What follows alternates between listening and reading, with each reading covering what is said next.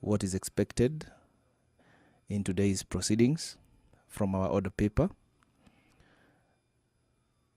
The bill, the Kenya Institute of Primate Research Bill, National Assembly Bill number 52 of 2024, is on the floor of the House today.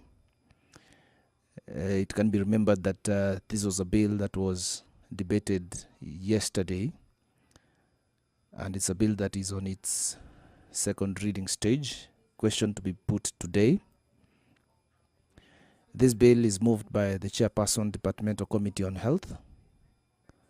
Also on the order paper today is the Election Offences Amendment Bill, Senate Bill number 28 of 2024. Also, it has been effectively and exhaustively debated. And for today, it is a question to be put. It's a bill sponsored by the leader of majority and the leader of the minority party of the House.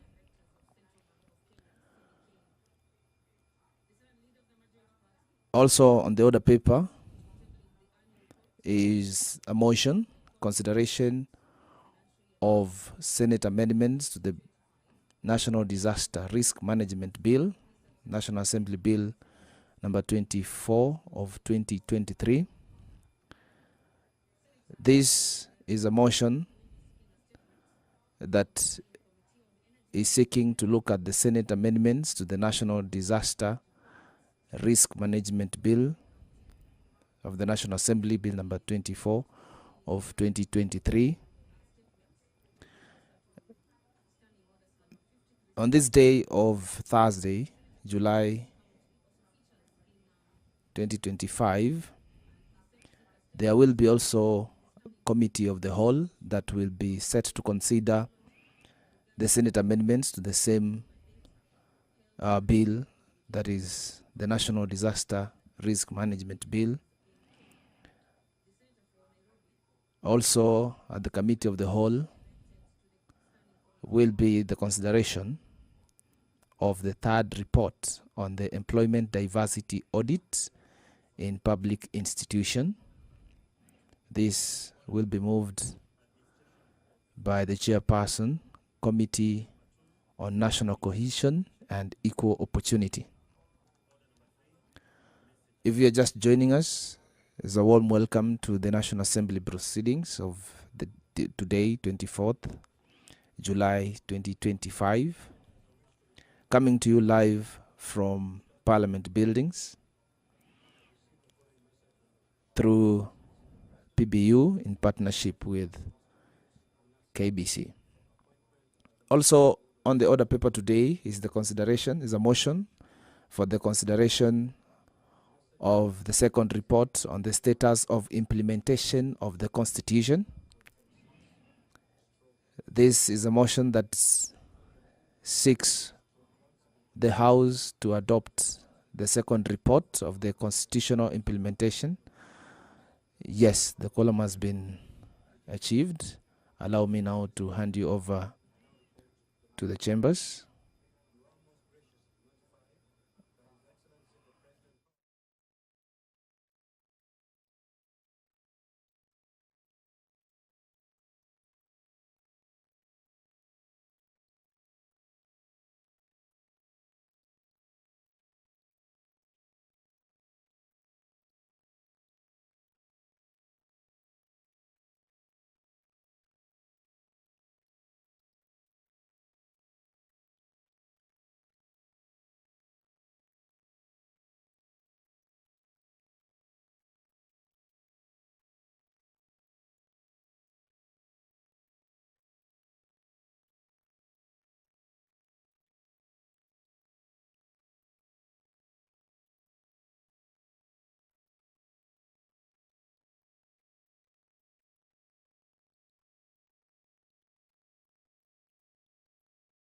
Clerk, we now have quorum to transact business. Call out.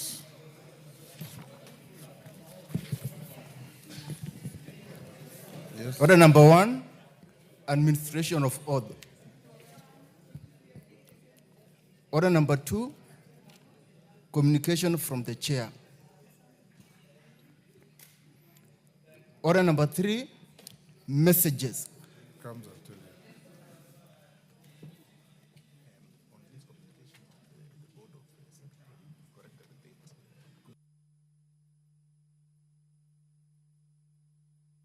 So now sit.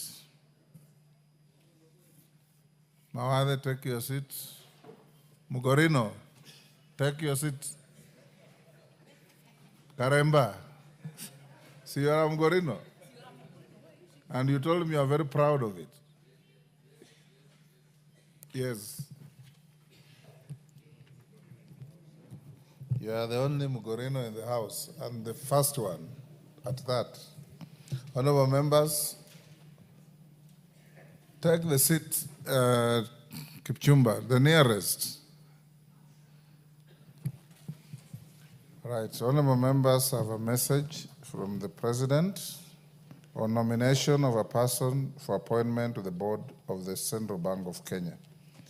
Honorable members, pursuant to the provision of Standing Order 42.1, I wish to report to the House that I have received a message from His Excellency the President regarding the nomination of a person for appointment to the board of the Central Bank of Kenya. In the message, His Excellency the President conveys that in exercise of the powers conferred by the provisions of Section 11.2 of the Central Bank of Kenya Act Cap 491, he has nominated Mr. Pius Angasa for appointment as a member of the Board of Directors of the Central Bank of Kenya and seeks the approval of Parliament. Honorable members, it is important to note that the approval of the appointment of members of the CBK board is by Parliament, specifically Section 11.2 of the Central Bank of Kenya Act Cap 491 states, and I quote, "The chairperson and director shall be appointed by the President with the approval of Parliament." In this regard, the nomination for appointment is to be considered by the two houses of Parliament. The established practice in similar instances is that the relevant committees of the two houses undertake the approval hearings jointly and report back to the respective houses. Therefore, in keeping with this practice, I hereby refer the message from His Excellency the President, together with the CV and other testimonials of the nominees, to the Departmental Committee on Finance and National Planning, and direct, 1, that the vetting of the nominee for appointment as the member of the board of the CBK be conducted by the Departmental Committee on Finance and National Planning of the National Assembly, jointly with the relevant committee of the Senate. 2, that the quorum of the joint sitting of the committees will be the respective quorums of each of the committees as stipulated in the standing orders of the respective houses. 3, that as contemplated under Rule 9.6 of the joint rules, unless a decision is reached by consensus, any vote to be taken in the joint sittings of the committees shall be by separate houses. This will ensure that the numerical differences of the individual members representing the houses in joint sittings of the committees has no effect on the decision of the joint sittings. 4, that the joint committee shall, having conducted the vetting hearing, submit a joint report to the respective houses in the manner contemplated by paragraph 7 of Rule 9 of joint rules. And 5, that the approval process should be conducted in accordance with the provisions of Public Appointments Parliamentary Approval Act, Cap 7F.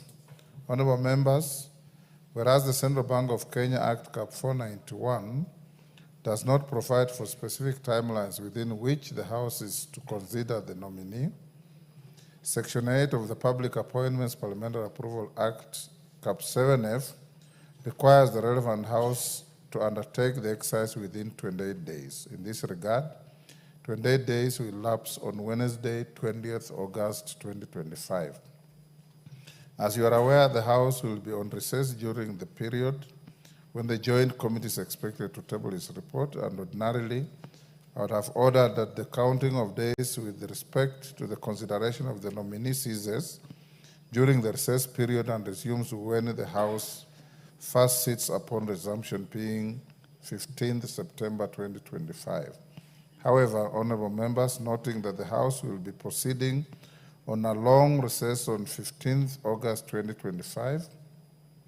I implore upon the Joint Committee to expedite the approval hearing and table its report by Tuesday, 12th August 2025, before the House proceeds on recess, to enable conclusion of the matter on our end.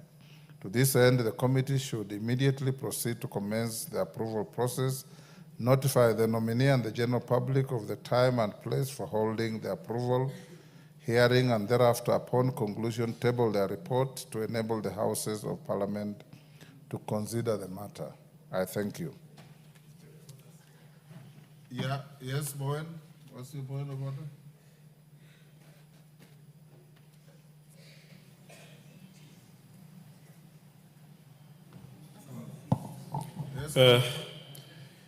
Thank you, Mr. Speaker. I just want to make a comment in relation to your communication, Mr. Speaker. I think as a House, Mr. Speaker, we need to relook into our laws, because we have seen in some cases where some board of management of certain organizations doesn't require the vetting of Parliament. Some requires to be brought to Parliament. Mr. Speaker, in the Committee of Water, Irrigation and Blue Economy, which I chair, the chairman of KFIT, Kenya Fisheries and Marketing Authority, requires that we do a vetting and also bring a report before this House before his appointment. And if you check also within the State Department of Fisheries, the other state corporations, it doesn't require the board or the chair to be vetted by Parliament. So, Mr. Speaker, what I'm just trying to say is that we need, as a Parliament, to align our laws and regulations so that we have a standardized legislation in terms of board appointments and also the chairs of the boards. Number two, Honorable Speaker, you will also check even the appointments of our CEOs. You will find, Honorable Speaker, there are some CEOs who have a 5-year tenure or even more, and at the same time, there are some CEOs who have a 3-year tenure in office. Mr. Speaker, there is need to have a standard legislation which governs whether they are the CEOs, our state corporations, and bodies. That is just an observation, Mr. That's Speaker. your point. The correct avenue to take up what you are saying is the Kenya Law Reform Commission.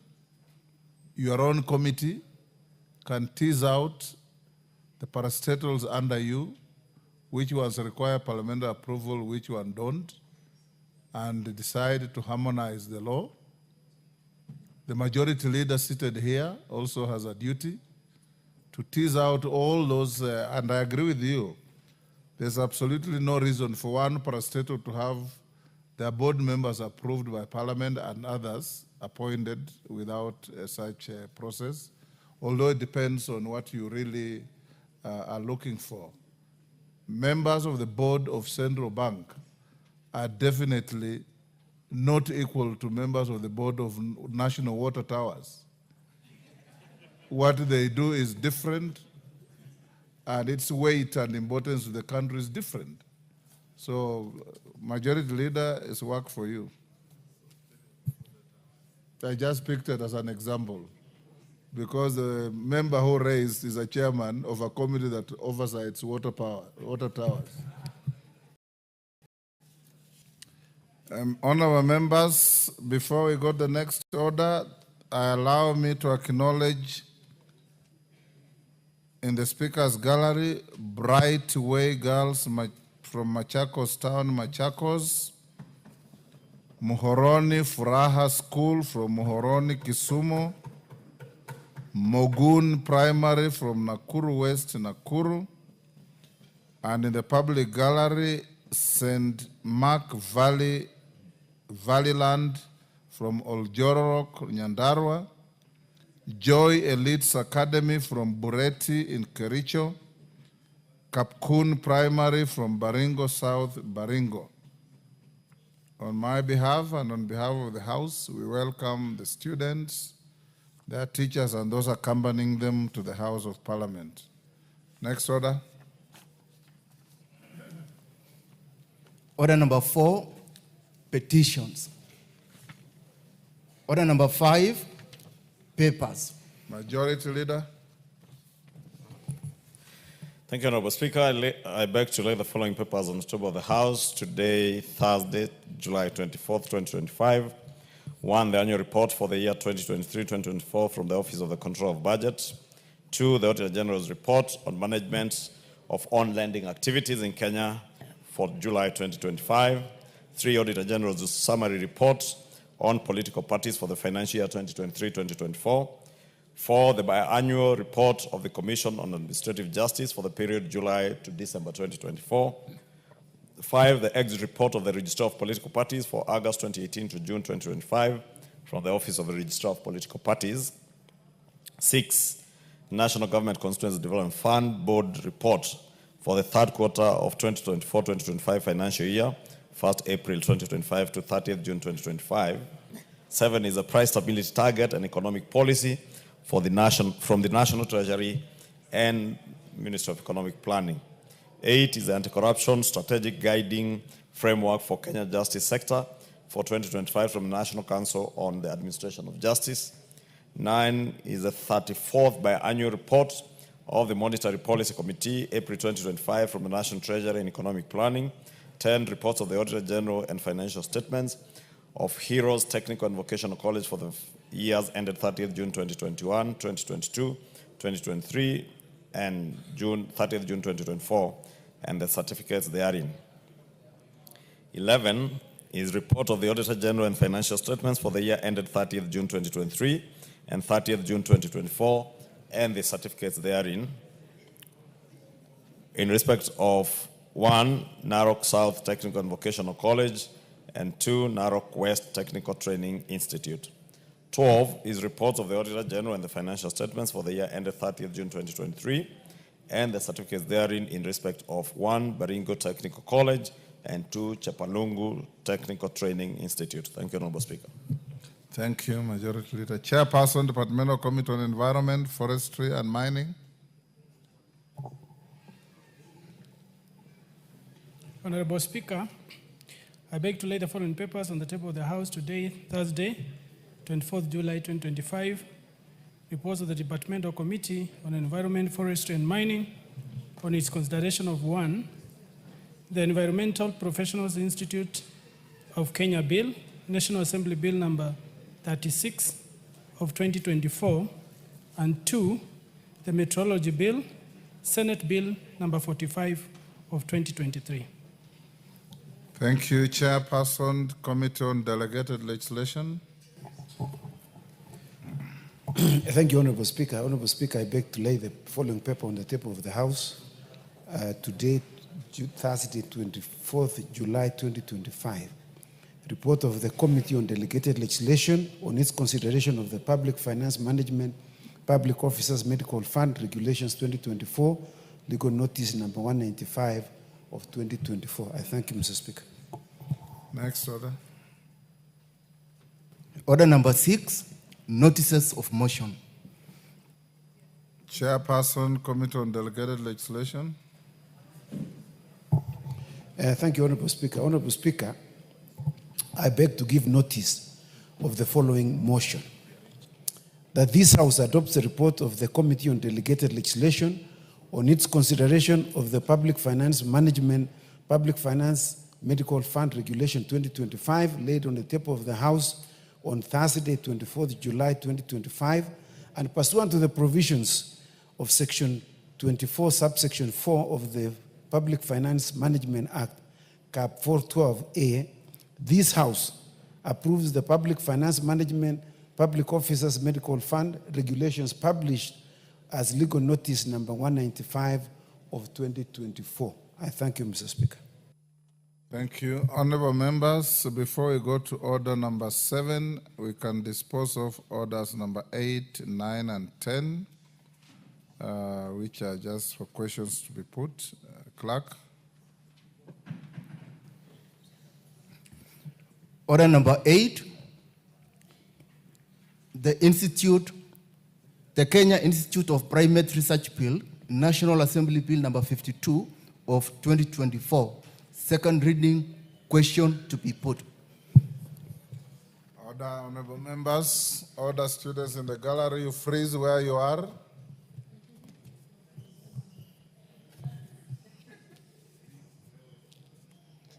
Honorable members, I now put the question at order number 8, which is that the Kenya Institute of Primate Research, National Assembly Bill number 52 of 2024, be now read a second time. As members of that opinion say aye. Aye. Will those of the contrary opinion say nay? The ayes have it.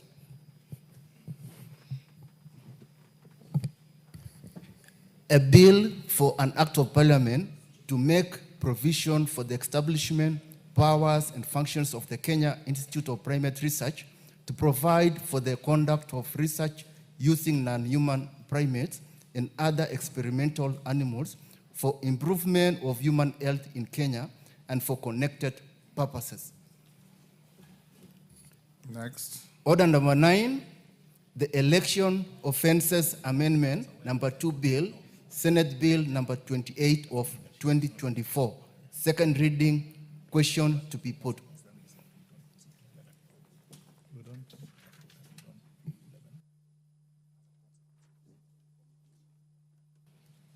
Take your seat, Kandia.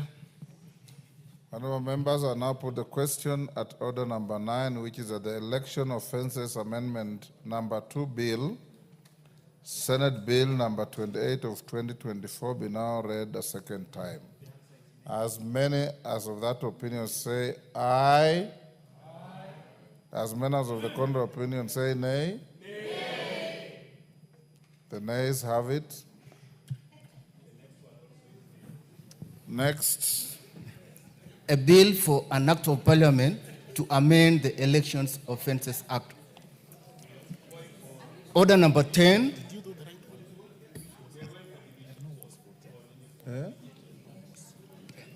Order number 10, motion. Consideration of Senate amendments to the National Disaster Risk Management Bill, National Assembly Bill number 24 of 2023.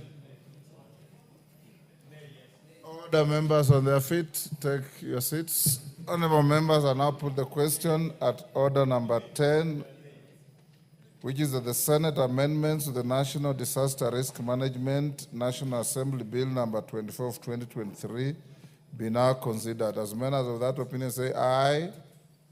As members of the contrary opinion say nay. Nay. The nays have it.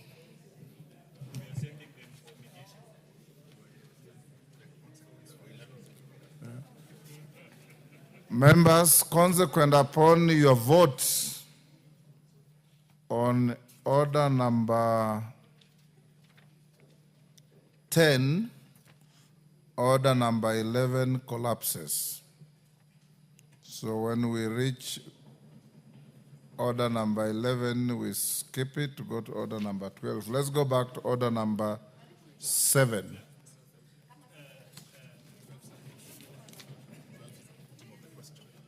Oh, sorry, call out order number 12 is also for putting a question. Order number 12, motion. Consideration of third report on the employment diversity audit in public institutions. Question to be put. Honorable members, I now put the question at order number 12, which is that this House adopts the third report of the Select Committee on National Cohesion and Equal Opportunity on the employment diversity audit in public institutions laid on the table of the House on Wednesday, 30th April 2025. As members of that opinion say aye. Aye. Will those of the contrary opinion say nay? The ayes have it. We go back to order number 7. Order number 7, questions and statements. Shakil Shabir. Thank you, Mr. Speaker, sir. Mr. Speaker, sir, in accordance pursuant to Standing Order number 44-2E, I wish to make a personal statement with regards to the remarks I made in Kindu Secondary School. Honorable Speaker, sir, on Friday, 11th of July, 2025, during a prayer meeting event at Kindu Secondary School, Kisumu East constituency, I made certain remarks that have since drawn public attention and concern, particularly from members of the teaching fraternity across the country. I acknowledge that the tone and general nature of my statement may have caused distress to many dedicated and hardworking teachers in our country. For this, I offer my sincere and unreserved apology. My words were never intended to attack or demean teachers concerned, nor the profession as a whole. My frustrations were born out of the continual decline of the academic performance at Kindu Secondary School, where over 95% of the students have persistently scored the grade E. As a member of parliament, I'm a firm believer in the transformative... Order, members. Can we hear the Honorable Shakil Shabir? Go on, Shakil. Thank you, Mr. Speaker. As a member of parliament, I'm a firm believer in the transformative power of education, and this situation deeply troubles me. Honorable Speaker, it is sad to note that whereas the government is committed to supporting schools, there are teachers at work who at cross purposes. For instance, during the function and classroom time, more than 10 TSC teachers were absent without cause. This despite the fact that the government has invested heavily in school infrastructure and the teachers are reliably paid monthly salaries on time. My intention of the remarks was to call out the small number of individuals whose continued negligence is sabotaging our children's future and tarnishing the good name of the teaching profession. In conclusion, Honorable Speaker, sir, while regretting the trajectory in which the remarks were made, I call upon the Teacher Service Commission and the Ministry of Education to rein in on the teachers who are not committed to serve the community and the nation at large, and be more proactive in addressing similar situations that arise in good time. Thank you, Honorable Speaker, sir.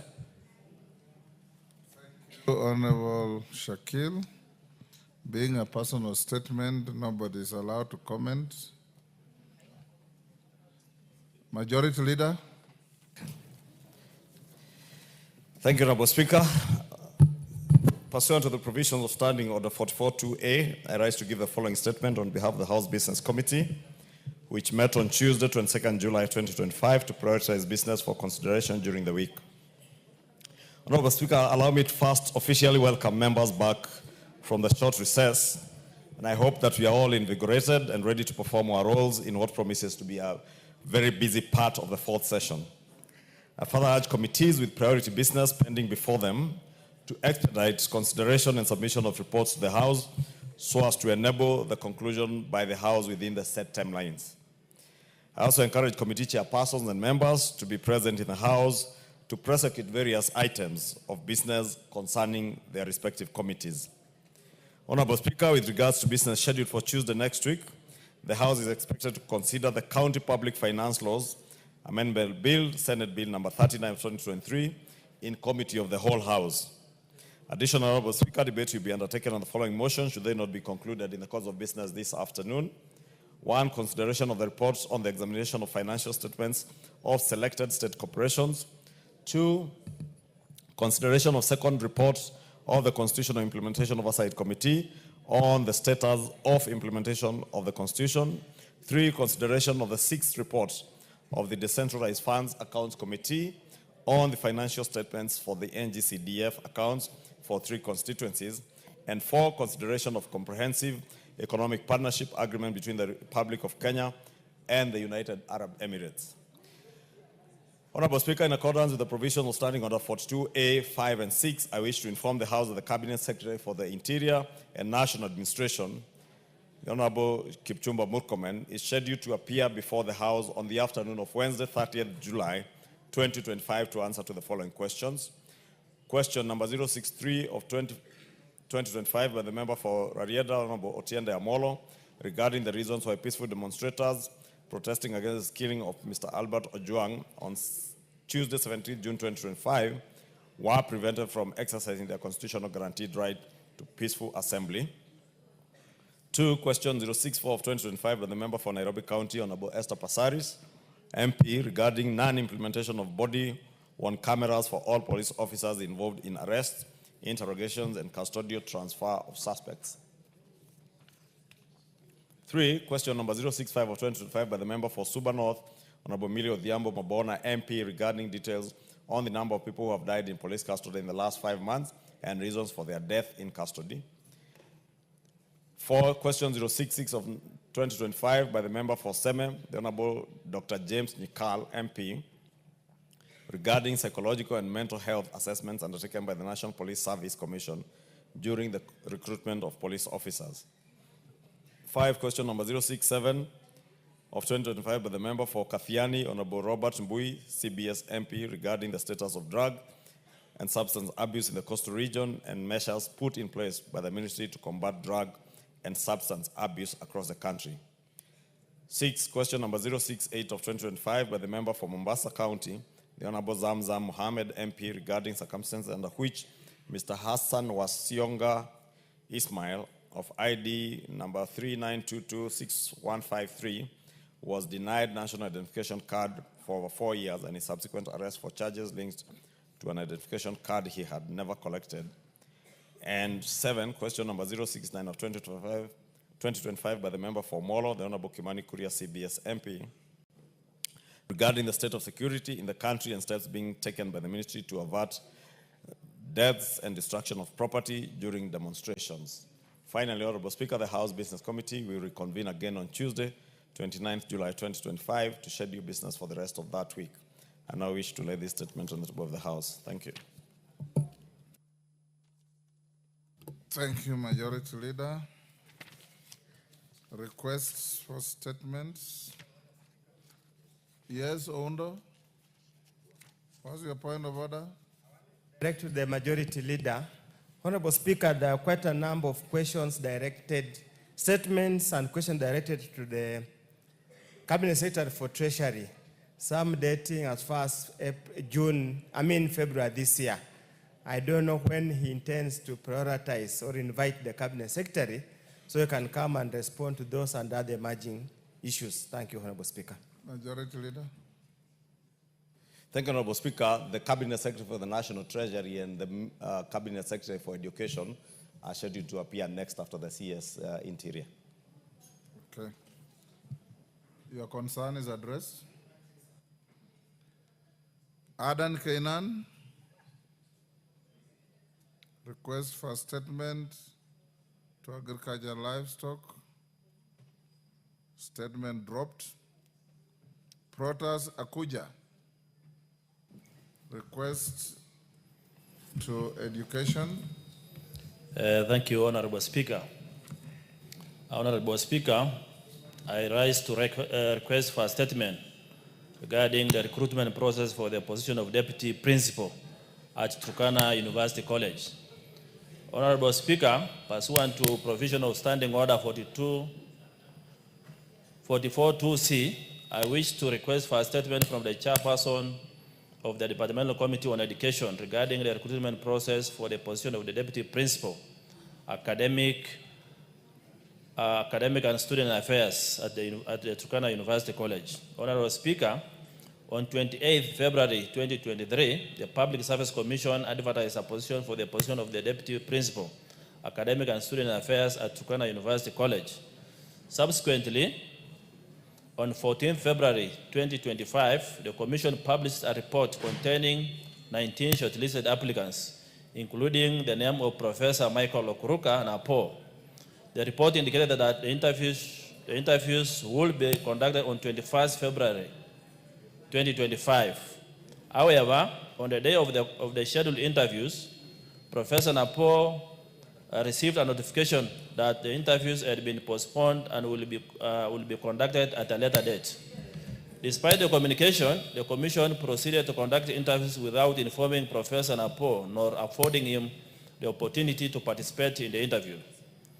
The Commission thereafter submitted a report to the Turkana University College Council pursuant to provision of the Section 35(1)AV of the Universities Act, Cap 210, forwarding names for consideration for appointment.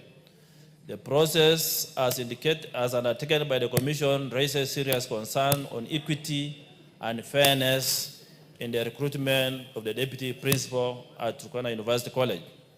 Honorable Speaker, it is against this background that I request for a statement from the chairperson of the Departmental Committee on Education on the following.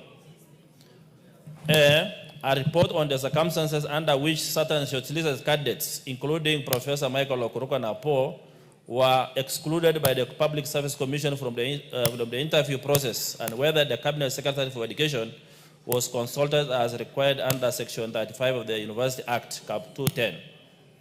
2, immediate steps the Ministry of Education intends to take to review the recruitment process and ensure that all shortlisted candidates are afforded a fair and equal opportunity to be considered. And 3, measures put in place to ensure that future recruitment process within public institutions of higher learning uphold the values and principles of public service as enshrined in the Constitution. Thank you, Honorable Speaker. Thank you, Honorable Akuja. Education, Chairman. Taitumu. You're standing in for your chairman? Bring a response in 2 weeks. 2 weeks? Yes. Give him the mic to go on. I'm saying that in 2 weeks' time we will be able to bring the report. Thank you. Akuja, what is it?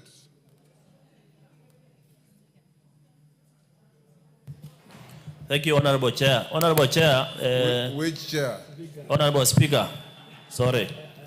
Honorable Speaker. The Departmental Committee on Education, there is a question asked last year, up to this date. That particular response has not been brought, and they mentioned 2 weeks. So there is laxity in this particular department. So I'm not very sure whether that response will be brought. In 2 weeks, you bring the response Mr. to Speaker, the statement requested now and the pending one. But Mr. Speaker, I believe questions that were raised 2 years ago have already lapsed. The time lapsed, but I believe we can provide Abuja, answers. if it is, you say you requested when?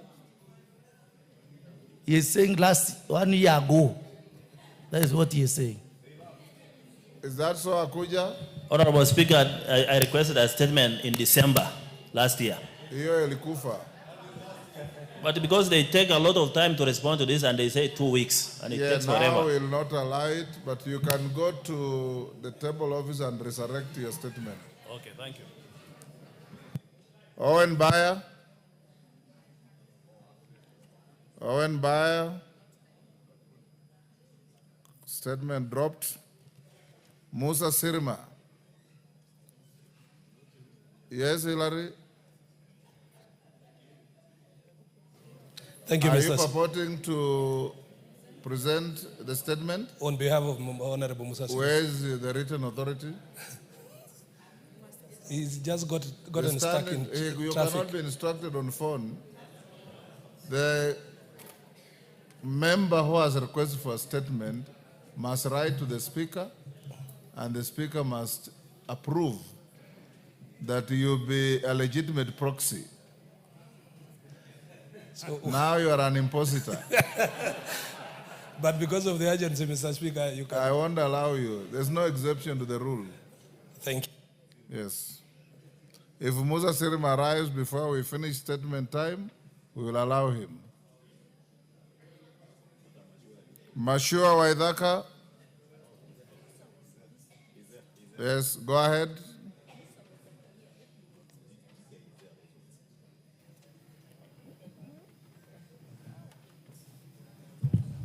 Go ahead. Thank you, Honorable Speaker.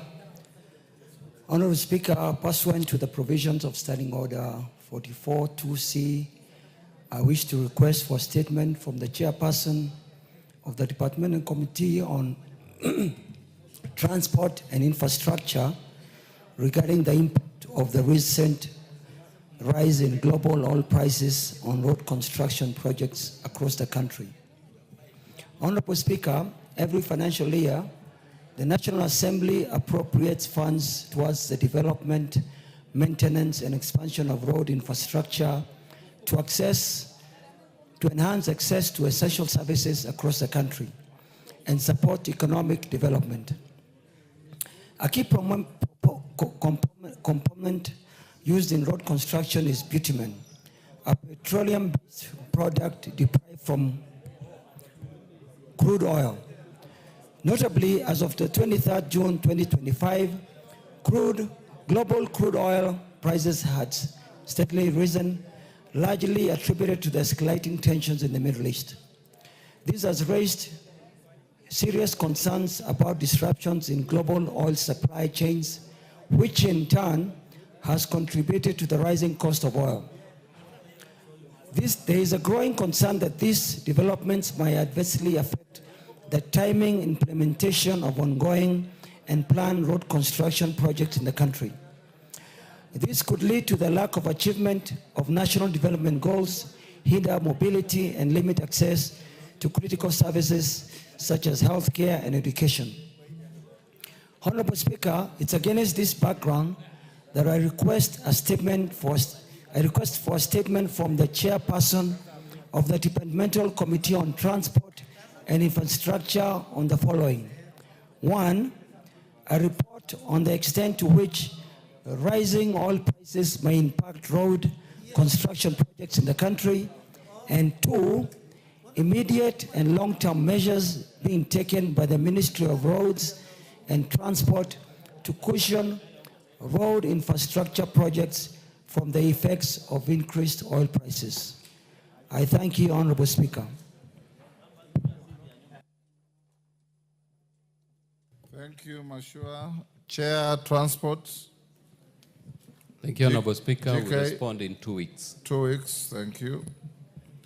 Honorable Zamzam Mohammed, Mombasa County.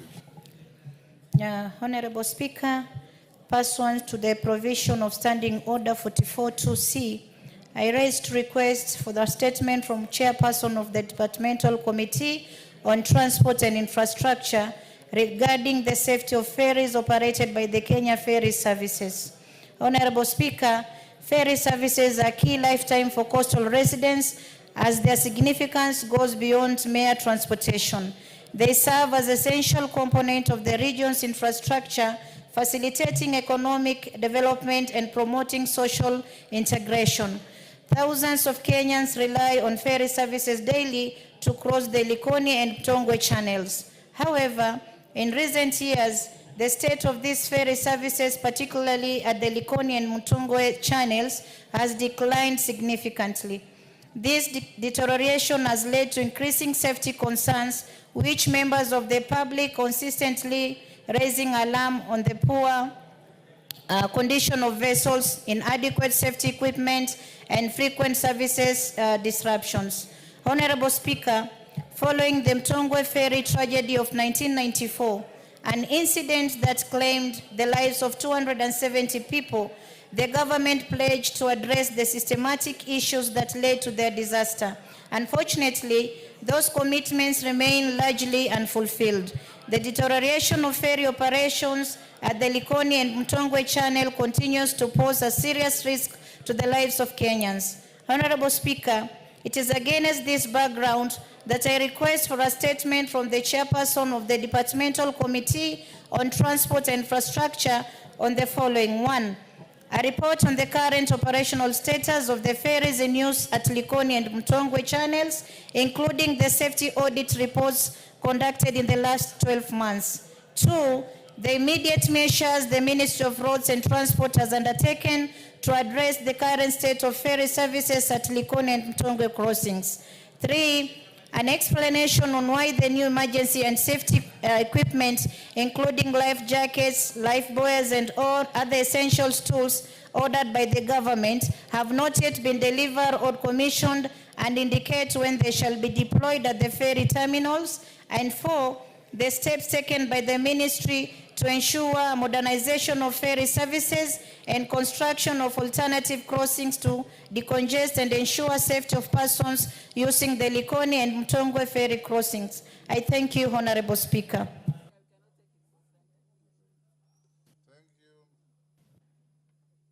Amazamzam, Chair Transport, JK. We will hear the response in 2 weeks, Honorable Speaker. 2 weeks, that's all right. You'll bring the response in 2 weeks. Kainan, I had dropped your statement, but now that you are here, I can exercise the discretion to restate it. Go ahead.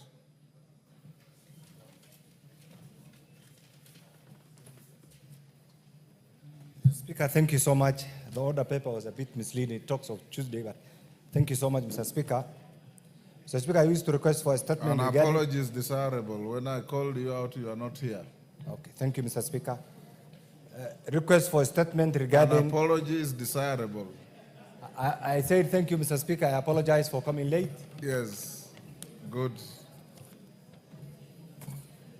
Request for a statement regarding the rehabilitation and development of hardened grounds and migratory routes in pastoral regions of northern Kenya, Mr. Speaker.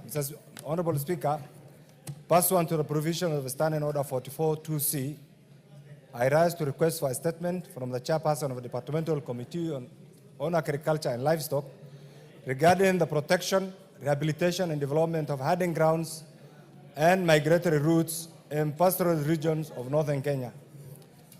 Mr. Speaker, sir, pastoralism is not merely a cultural heritage, but a critical economic mainstay that sustains millions of livelihoods, particularly in northern Kenya communities. Despite being the economic mainstay, Mr. Speaker, pastoral communities face significant challenges, including unregulated encroachment on private or community land, inadequate infrastructure, limited land for agricultural expansion, and resource-based conflicts. Mr. Speaker, these issues are fragmenting grazing systems and blocking migratory paths, thereby undermining food security, disrupting livelihoods, and exacerbating inter-community tensions in the region, Mr. Speaker. Honorable Speaker, the survival and productivity of pastoralism in northern Kenya region depends heavily on secure access to grazing lands and well-established livestock migratory routes. These routes allow seasonal movement of herds in search of pasture and water and play a crucial role in promoting sustainable rangeland management by enabling rational grazing, preventing overgrazing, and reducing degradation of pasture lands. The routes also facilitate structured access to pasture during dry season, thereby reducing livestock mortality. Honorable Speaker, it's against this background that I request for a statement from the chairperson of the Departmental Committee on Agriculture and Livestock on the following. The measures being taken by the Ministry of Agriculture and Livestock Development to identify, geomap, and gazette traditional migratory routes, communal hiding grounds, and pastoral zones in northern Kenya. These used to be there during the colonial time and used to do very well. Secondly, Mr. Speaker, the interventions being made by the ministry in collaboration with the county governments and relevant water agencies to rehabilitate degraded grazing zones and livestock holding grounds, improve water infrastructure such as water ponds and kiosks along key livestock migratory routes. 3, Mr. Speaker, the mechanisms put in place to mitigate and resolve inter-community conflicts over grazing access lands, including strategies to ensure that traditional livestock corridors remain demarcated, accessible, and safe for seasonal pastoral movements, especially in border regions and non-conflict hotspots. 4, Mr. Speaker, the plans put in place to integrate the protection and development of migratory routes and communal grazing lands into the National Spatial Plan and county integrated development plans, CIDPs, particularly within arid and semi-arid lands, with a view to securing pastoral livelihoods and promoting sustainable resource management. And finally, Mr. Speaker, an indication of whether the government has allocated funding or established partnerships with regional bodies such as the Intergovernmental Authority on Development to establish critical pastoral infrastructure such as fodder reserves, feedlots, livestock holding grounds, veterinary health outposts, and conflict early warning systems along key migratory routes. I thank you, Honorable Speaker. Thank you, Chair Agriculture.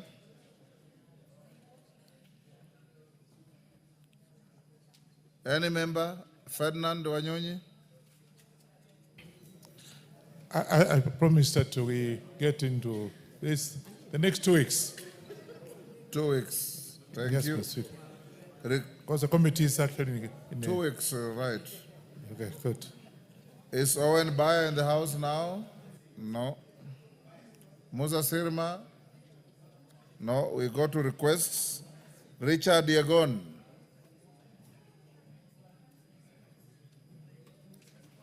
You look surprised.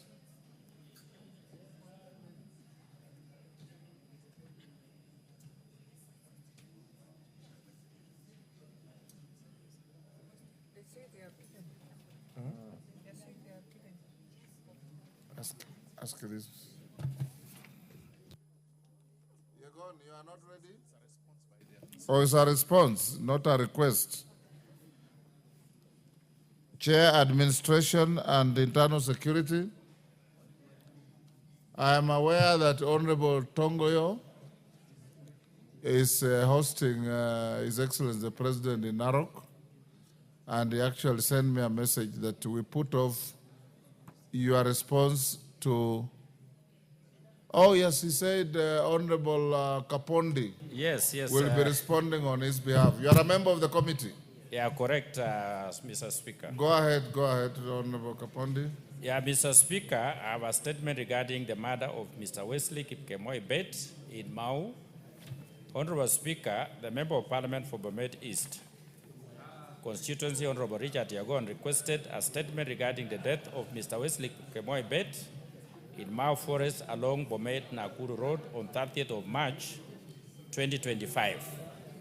The Honorable Member requested to be informed, 1, steps taken by the government on the matter of the murder of Mr. Wesley Kipkemoi on 26 March 2015 to investigate the case. Second, the progress of investigation in the circumstances surrounding Mr. Wesley Kipkemoi's disappearance and abandonment of his vehicle in Mau Forest, and whether forensic analysis was conducted on the scene.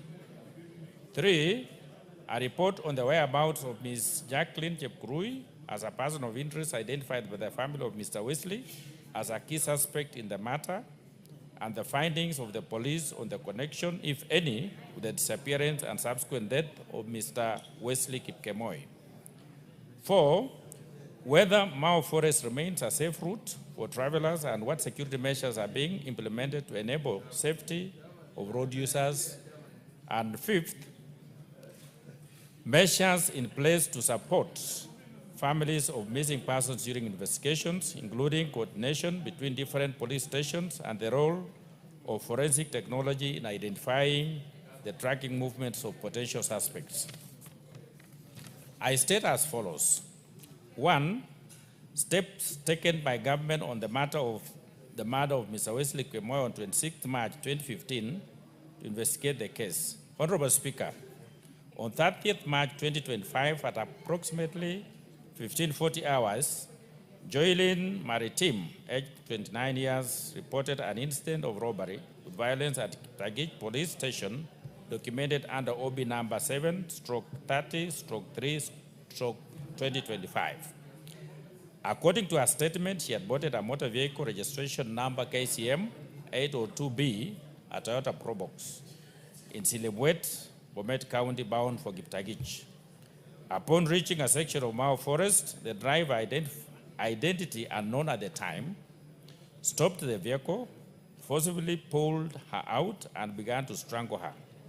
In fear for her life, she surrendered her purse containing Kenya shillings 4,700, a Vivo phone worth Kenya shillings 28,000, and personal documents. Despite complying, the driver continued to strangle her and attempted to sexually assault her in the forest.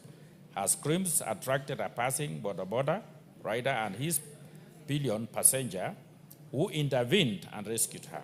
The driver fled into the forest. The rescuers and the victim deflated the vehicle tires to immobilize it and reported the matter at Kiptagich police station. Police officers led by the officer commanding station, OCS, visited the scene and found the vehicle stuck in the mud and stagnant water off the Bomet-Kiptagich road. The vehicle was processed and towed to the station. The victim was taken to Kiptagich Health Center, treated for injuries sustained during the assault, and later discharged. On April 1st, 2025, following the driver's disappearance, his family members and members of the public initiated a search within the Mau forest. They discovered the lifeless body of a middle-aged man lying on his back beneath a tree. A rope with a knot was found hanging from the tree just above the body. Police officers were notified and reported promptly. Upon examination, the body had visible strangulation marks around the neck and fresh head injuries. A Huduma card found at the scene identified the deceased as Wesley Kipkemoi Bet. The family confirmed the identity. Personal effects recovered from the deceased included Kenya shillings 2,850 in cash, a motor vehicle ignition key, and a badge of assorted keys. The scene was documented and processed. The body was moved to Longisa Sub-County Hospital morgue, where post-mortem examination established the cause of death as asphyxiation due to strangulation. Preliminary investigation were conducted by Kiptagich Police Station, and the case file was forwarded to the Directorate of Criminal Investigation, DCI, Narok North Sub-County. 2, the progress of investigation into the circumstances surrounding Mr. Wesley Kipkemoi's disappearance and abandonment of his vehicle in Mau Forest, and whether forensic analysis was conducted on the scenes. Honorable Speaker, following the incident, the crime scene was processed and documented by the crime scene investigation team, and investigation immediately commenced by an inquiry file number 10/2025. Statements were recorded from several key witnesses and individuals connected to the case. The case remains pending under active investigation with no breakthrough made so far. The Directorate of Homicide is currently handling it. Third, a report on the whereabouts of Ms. Jacqueline Chepkurui, a person of interest identified by the family of Mr. Wesley as a key suspect in the matter, and the findings of the police on the connection, if any, with the disappearance and subsequent death of Wesley Kipkemoi. Honorable Speaker, it is important to clarify that the initial complainant in this case is Ms. Joylyn Maritim and not Ms. Jacqueline Chepkurui, as indicated in the reference parliamentary question. Given the circumstances surrounding the events of that day, Ms. Joylyn Maritim is considered a person of interest in the ongoing investigations. However, she has been fully cooperative with the investigators and remains available whenever required. Statements have been recorded from all key individuals, including Ms. Joylyn Maritim, the first respondent at the scene, family members of the deceased, and the police officers involved. The post-mortem examination confirmed that the case of death was asphyxiation due to strangulation. The body was discovered under a tree with a rope fashioned from tree bark hanging above, suggesting a possible suicide by hanging. Fifth, whether Mau Forest remains a safe route for travelers and what security measures are being implemented to ensure the safety of the road users. Honorable Speaker, in light of the reported incident and assorted security concerns, concerted efforts have been made to enhance the safety of Mau Forest as a travel corridor. Recognized as a vital link between Bomet and Narok counties, the route now enjoys increased police patrols aimed at deterring criminal activities and improving surveillance. Through coordinated efforts between the police and local communities, significant progress has been made in bolstering the security of road users. The following security measures are being implemented to ensure the safety of road users. A, patrols and spot checks have been intensified by officers from Giptagich Police Station and Narok North Sub-County, particularly in areas identified as vulnerable. B, police checkpoints have been established along forested sections to monitor vehicles' movement, deter criminal activity, and facilitate the inspection of public and private transport. C, collaborative efforts have been strengthened between the police and local stakeholders, including border operators, community leaders, and residents to promote timely sharing of security-related information. D, public transport operators within that transport corridor have been sensitized to report suspicious individuals or behavior and are encouraged to affiliate with registered circles to enhance accountability and prevent infiltration by criminal elements. E, travel advisories have been issued to warn the public against late-night travel through the forest areas, with passengers strongly advised to journey in groups and during daylight hours for added safety. Fifth, Mr. Speaker, measures in place to support families of missing persons during investigation, including coordination between different police stations and role of forensic technology in identifying the tracking movements of potential suspects. Honorable Speaker, upon booking of a formal missing person report by relatives or other concerned parties of the victim, the police immediately draft a signal containing the description and relevant details of the missing individual, which is circulated to all police stations and formations across the country to facilitate a thorough and coordinated search. Further, the police analyze the individual's communication history by obtaining call data records from the respective mobile service providers. This information helps determine persons' last known location and identify individuals they last communicated with, providing crucial leads for the investigation. Throughout the process, the family is kept informed at every stage, ensuring transparency and support as efforts to locate the loved one continue. Honorable Speaker, I submit. Yegon, are you satisfied with the answer? Thank you, Mr. Speaker, and thank you for the response from the Security Committee. Mr. Speaker, I fail to understand the findings of the committee because they have not even mentioned the name of the two border guys who were found, who was alleged to have gone and rescued the lady. And again, Mr. Speaker, it was alleged that 4,700 shillings were stolen from the lady or from the victim, the alleged lady who were accompanying the deceased.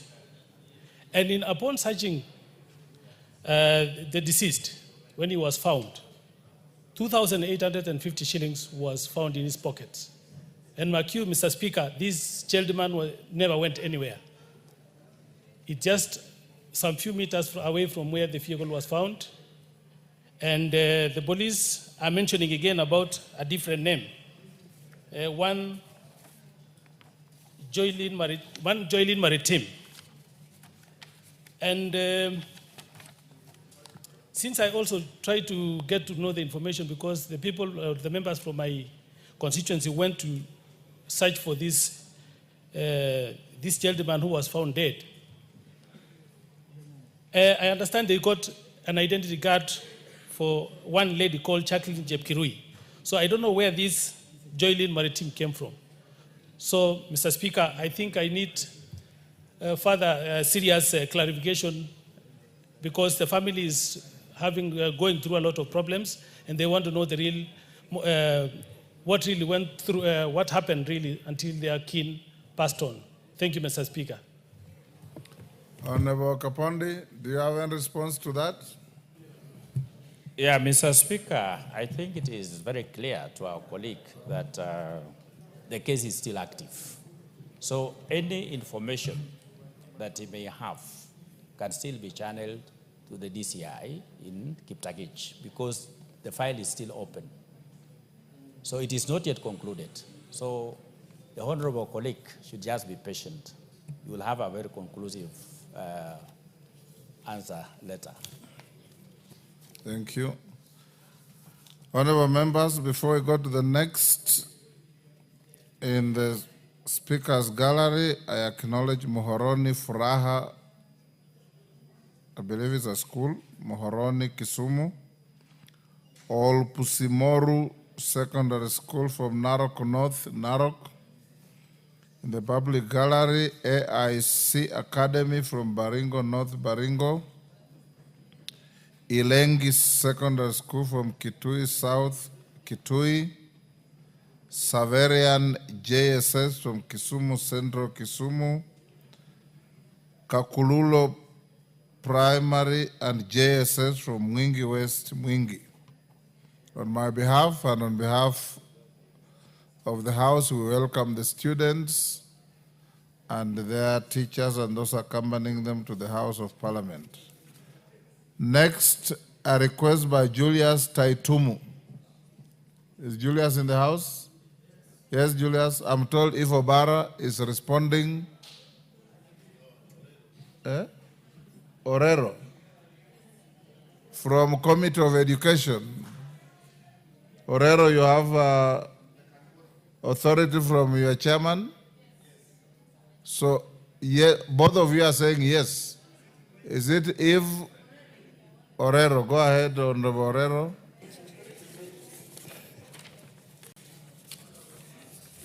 Thank you, Mr. Speaker. This is a response to statement by Julius Taitumu on promotion of teachers. It is a report by the TSC detailing the number of teachers per county, names, TSC numbers of teachers promoted per county, and the promotional cadre for each teacher, and the school where each teacher is stationed. The Commission is competitively promoted 25,252 teachers during the financial year 2024-2025. Now, the promotion exercise was guided by the principles of public service under Article 232 of the Constitution and in consideration of, among others, equity and inclusivity and the available vacancy per grade. Now, the data for the 25,252 promoted teachers per county is shown under Appendix 3A and B, which is at the back of this paper. Appendix 4 highlights the names and TSC numbers of teachers promoted each county, the position of the cadres to which the teachers were promoted, and the school where each teacher is stationed. 2, an explanation of the criteria used in the promotion, including the basis for distribution across schools per constituency and per county, and any affirmative action considerations. Now, in a bid to ensure that promotions are based on merit, the Commission has established a standardized scoring system used to objectively assess candidates during promotion interviews, and the scoring criteria includes: 1, acting institutional administrators. Now, special marks are allocated to teachers who took on acting roles or performed administrative duties, such as principals, head teachers, deputy principals, and deputy head teachers' positions, etc. However, the duration of time spent in these acting roles significantly influenced the allocation of marks. Now, teachers who have acted for a longer period perceive or receive more marks compared to those who have served for shorter duration. Now, this aims at acknowledging the level of responsibility handled by teachers during their acting tenure. Now, 2, teacher stagnation. Now, those teachers who have stayed in one grade for a longer duration earn higher scores compared to those who have shorter period in their current grade. Now, the criterion aims to recognize and reward teachers who have demonstrated commitment and dedication by the remaining in the same grade for an extended period. Now, 3, rating on teachers' performance appraisal and development, popularly known as the TPAD. Now, teachers with higher scores on TPAD receive higher overall scores in the promotion evaluation. Now, this criterion aims to ensure that teachers who consistently excel receive appropriate recognition and rewards for their efforts for the age of the teachers. Now, teachers in the age bracket score higher compared to those in younger age group. A tiered approach is employed to differentiate scores based on age ranges. For instance, now teachers who are 50 to 54 years could receive lower marks compared to those aged 55 and above, but higher scores compared to teachers in the age of 45 to 49 years of age group. Now, this approach acknowledges the value of experience and maturity in teaching, recognizing the contributions of senior teachers. Now, 5, involvement in games, drama, and music. The criteria is based on involvement in games, sports, drama, and music. This involves assessing teachers' achievements and contribution in the co-curricular activities at different levels of competition. Now, teachers who have guided learners to the international level of games, sports, or music competitions are normally scored highly compared to those who guided the learners to succeed at national level competition. Now, 5, Mr. Speaker, the distribution of promotion vacancy is based on existing vacancy at a different level. Now, pursuant to Article 56 of the Constitution and in an effort to enhance inclusivity, the Commission leverages on the following affirmative action measures. Now, these are, Mr. Speaker, 1, gender representation in school administration. Now, the Commission endeavors to post female teachers to head girls' schools so as to act as role models and provide leadership that aligns with the unique needs of female learners. Now, further to this, the Commission strives to maintain gender balance in posting of heads of institutions for mixed school. Now, 8, affirmative action for persons with disabilities, that is PWDs. The Commission has implemented its policies directive to achieve at least 5% representation of teachers with disabilities in every promotional circle, ensuring compliance with national disability inclusion frameworks. Now, to this end, the Commission promoted 1,275 PWDs teachers, translating to 5.049% of the total teachers promoted in the year 2024-2025. Now, the other factor is progressive promotion in ASL and hard to staff areas. Now, pursuant to the provision of Clause 9.3 of the 2021-2025 CBA, the Commission progressively promotes teachers in ASL and hard staff areas holding administrative position until they attain grades that are commensurate to their respective position. Now, the other question, Mr. Speaker, was about measures put in place by the Teachers Service Commission to ensure future recruitment and promotion exercise uphold the values and principles of public service as enshrined in the Constitution. In discharging its mandate, the Commission endeavors to apply the values and principles of public service enumerated under Article 232 of the Constitution. Mr. Speaker, sir, specifically in recruitment and promotion of teachers, the Commission has put in place the following strategies to ensure the process is transparent, fair, predictable, where applicable.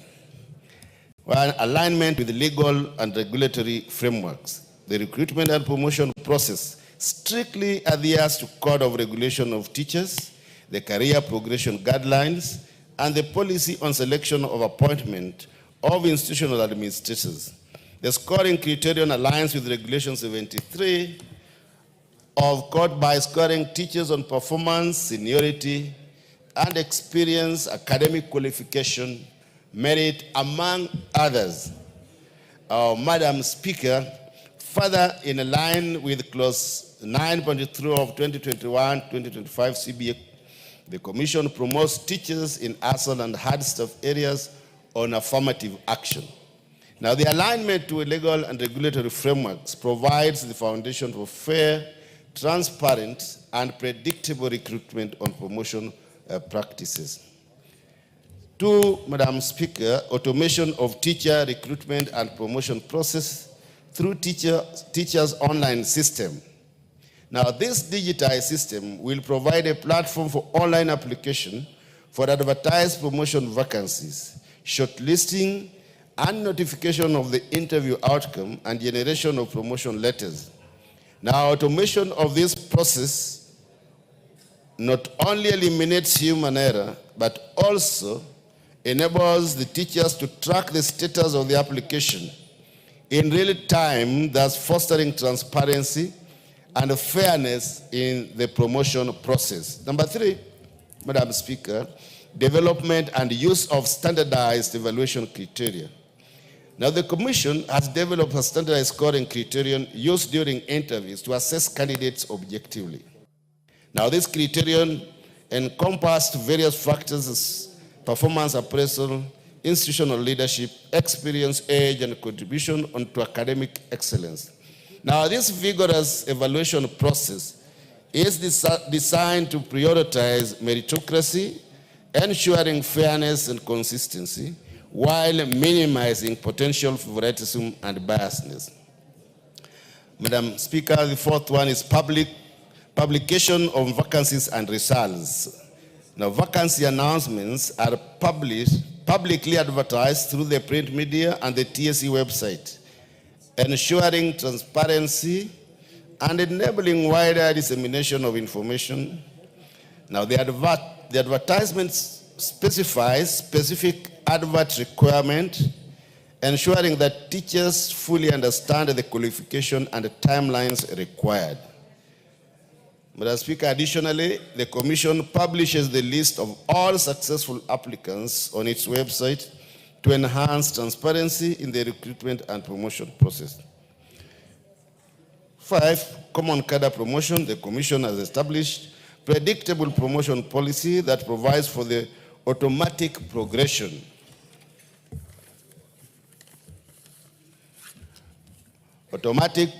of teachers serving in common cadre grades without the need for competitive interviews.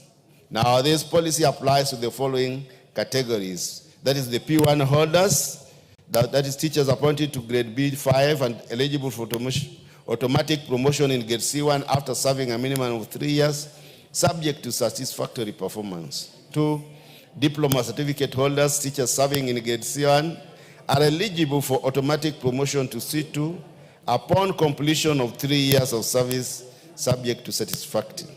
Now, lastly, the bachelor's degree holders, teachers serving in grade C2, qualify for automatic promotion in C3 after 3 years service, subject to performance.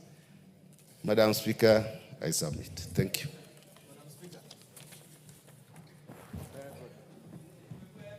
Yes, Honorable Sunkuli, what do you want to say? Oh, sorry, the one of them.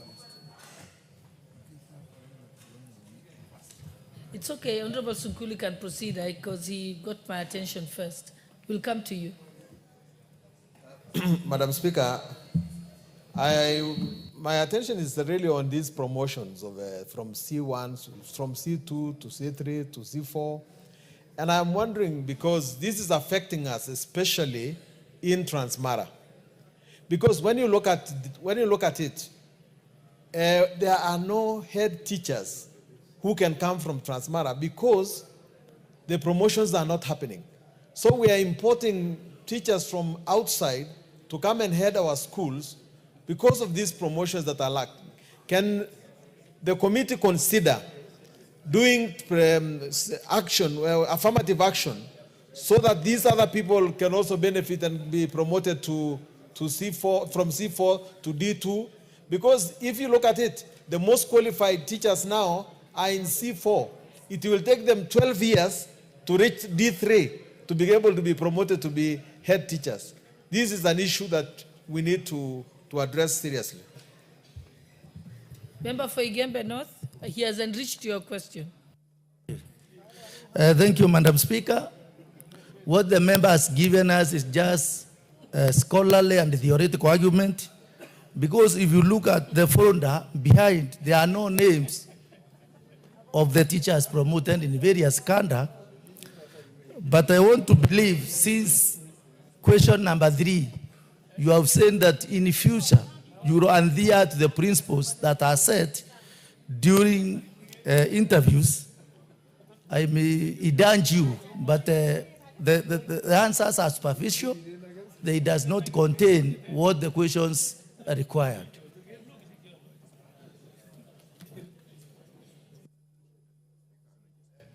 Do you want to say something, Mwalimu? Okay. Daktari, it is Mwalimu, not Daktari. Thank you, Madam Speaker. One thing which is clear is that the person who asked for this is also from Education Committee. And he knows how far this has gone. So he is at variance with this question, because this question was before the Teachers Service Commission, was called again in our committee to give the details of the names and the places and the grades also that these teachers have, and it brought to a stop this question because the committee was satisfied with the answers from the Ministry of Education. But I promise that as we go back, we'll ask the ministry to again go into details and give the names as my colleague is asking. So I hope that as we move with him again in the committee, we will be together to remind the ministry to bring it forth. Thank you, Madam Speaker. Honorable Milama, what is your point of order? Honorable Speaker, I'm so disappointed with my colleague Mwalimu Morero and also the questionnaire or the seeker of the statement. Because the promotion issue was a very thorough issue, and even the trade unions asked for the list of those who were promoted. And when the Honorable did ask the question, I was in this house and I was very happy and proud that finally the list will be seen, because Parliament is the place where, and through the Committee of Education, where we can get the lists. Because teachers did not believe in what they were seeing. In your statement, you seem to indicate that the list is attached at the back. For only, Honorable Member, to indicate that there's no list, and after your answer, you seem to say that you had agreed outside the circles of Parliament that the list is not necessary, and all of you agreed that there's no need for the list, which we were waiting for, courtesy of your committee as the Committee of Education, because we were equally relying on you. So therefore, Honorable Speaker, I would want to kindly ask you that you order the Committee of Education, which has been doing very well on issues of education matters, including these promotions, because I know the bit they did to try and fish out the fake promotions that were there, that they bring the list not for the sake of their committee, but for all Kenyans and the teachers of Kenya. Thank you, Honorable Speaker. Okay, I'll give you one last chance to respond. Thank you, Madam Speaker.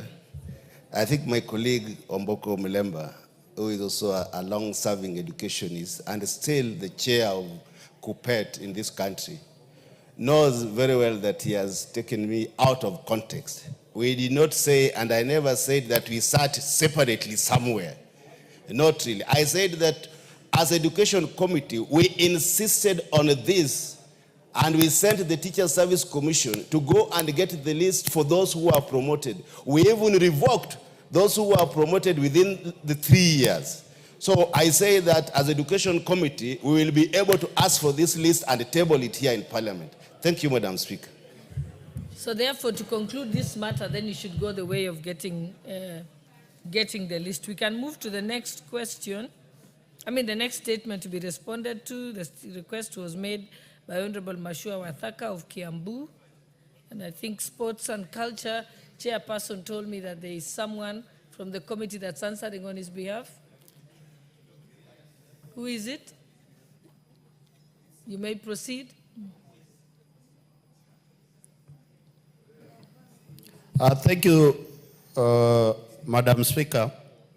I just want to respond to a statement pursuant to National Assembly Standing Order number 44 2C, In reference of a letter made to us as a committee, I'm responding this on behalf of our chairman, Honorable Dan Wanyama. My name is Honorable Mule, a member of Sports Culture Committee. Madam Speaker, we got a response. Honorable Mule, just allow me to recognize 3 schools.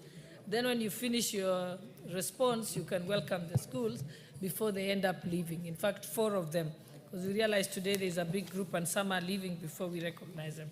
Okay. So I'd like to recognize the following schools which are seated in the public gallery. Itibo Boys Primary School from Kitutu Chache constituency in Kisii County. Sagero Baraton School from Chesumei constituency, Nandi County. St. Martin's Matu School from Matungulu constituency, Machakos County.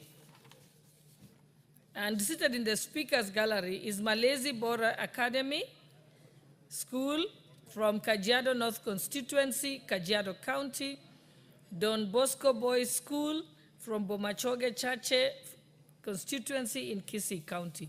You may proceed, Honorable Mule, and then you'll welcome these schools on our behalf. Thank you, Madam Speaker. First and foremost, I want to welcome the young generation to this August House. I want to encourage the young people to take their education seriously. I know on the gallery is one of my schools which we support, Matu Secondary School from Matungulu constituency. On behalf of all the members in the August House, we welcome you to this house to follow up the proceedings. Thank you, Madam Speaker. I just want to proceed with the response as we received it from the ministry regarding the letter which was done to us by one Michael Karaga. Honorable Speaker and distinguished members of this House, it was a pleasure by the departmental committee to receive a letter regarding the sponsorship of Michael Kingara, a top amateur golfer, as the letter was dated 11th June 2025. Introduction: Michael Kingara is a 30-year-old Kenyan golfer amateur, has distinguished himself on the international stage through consistent performance and dedication. He is ranked 64th position in the world amateur golfing ranking. He is ranked number 3 in Africa continent, and is the second ranked secondly nationally in Kenya. Michael explained Mr. Michael, a Kenyan talented and resilient in sports of golf, with an impressive handicap of plus 2.5, which underscores his skill as a top amateur golfer globally. Michael developed a passion for golf at an early stage, and which I want to encourage quite a number of young people also to follow the steps of Michael. His relentless pursuit of his excellence has seen him participate in numerous national and international tournaments, steadily climbing the ranks and gaining recognition both locally and abroad. Madam Speaker, recent performance and financial recognition for Michael. Michael won 13 out of 28 events in the national calendar, making him the best ranking amateur in Kenya in 2024. His dominance in the national amateur scene highlights his constant skill and dedication. He was sponsored with the Sports Persons of the Year in the Sawyer Award 2024, recognizing his outstanding contribution to Kenya sports and his exceptional performance in the tournament. He has participated in the British Amateur Open 2023-2024, Ghana Open, Egypt Open, Rwanda Open, International Paris, internationally in Paris, in Portugal, Africa Region Tournament, Victoria Cup, and the All African Golf Team Championship. His participation to the tournament was supported by the Kenya Golf Federation, KGF. Michael benefited significantly from the Kenya Amateur Golf Championship Series organized by the Kenya Golf Federation, KGF, earning over 1.4 million Kenya shillings in 2024. In 2025, he has accumulated close to 0.5 million. This earnings reflects his growth success and the Federation commitment to recognize and rewarding talents in the line of Talenta Ella initiative, which aims to provide platform for the talent recognition and development. 1, plans in place by the Ministry of Youth and Creative Economy and Sports to sponsor Michael, noting that he has consistently performed well and he has potential to represent the country on global scale. The response from the ministry is that the Sports Act 2013 and Sports Registrar Regulation 2016 requires that professional sports personnel register with the Sports Registrar. In addition, the Public Finance Management Regulation 2018, Sports Act, Sports Arts and Social Development Fund requires registration of professional sportsmen or persons seeking support from the sports funds, which is Sports Arts and Social Development Fund. Madam Speaker, the ministry, in partnership with other corporates through the Kenya Golf Open and Kenya Ladies Open annual tournament, annually, national teams selected by the Federation to represent the country in major series and tournaments are also supported. This includes all the African Golf Championship, African Zone 5 Championship, among others. Michael has benefited as a member of the national golf team supported by the Ministry of Sports. In view of this, Ministry confirms that through the State Department of Sports and Kenya Golf Federation, the government has been a cornerstone of Michael development, offering comprehensive support that encompasses training, international exposure, and financial backing. This support has contributed to his impressive ANCAP of 2.5, making him one of the top amateur golf player globally.